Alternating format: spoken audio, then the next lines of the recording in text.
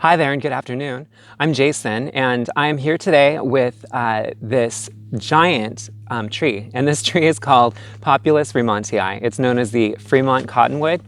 This is a plant that is native to California and also the southwestern United States.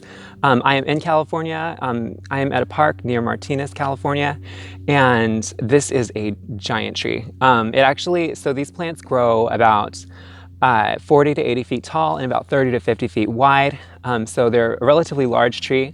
There actually is a specimen of this tree in Inyo County, California that has reached 103 feet high, which earned it its registration as a California big tree, which means it's just a very big tree here in California. This is a native plant. It attracts all kinds of different butterflies and moths here. It attracts birds. It's a very wildlife-oriented tree. It's riparian, so you'll often find it near water sources. If you plant this, it is good to plant it near a lake or near a stream, near a place where it's going to get some water. As far as the water requirements, it does want regular water. It is drought tolerant to some degree, but I really do recommend making sure this plant gets water in the summer. It gets so hot in the summer here in California, and this is a riparian plant.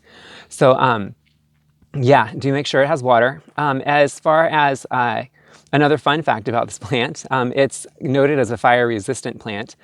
So it's not fireproof. They call it fire-resistant because the lumber or the wood actually isn't a good fuel source for fire. So if there were a fire, this tree doesn't add much to fuel the fire. So it's a pretty awesome tree for that reason too.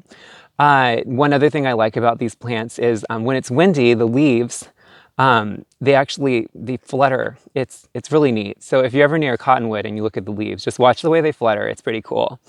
As far as, what else is there about this plant?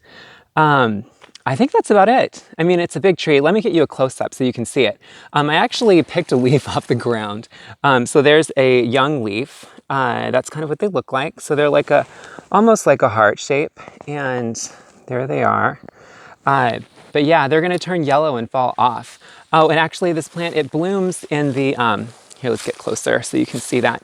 It blooms in the late winter, early spring. They're very inconspicuous flowers. In other words, they're not very visible. They are followed by little seed capsules that fruit in the summer. And as far as propagation though, you do want to propagate this plant via cuttings. That's the easiest way. You can take the cuttings almost any time of year, softwood or hardwood cuttings. If you do softwood cuttings, I recommend doing that in the summer.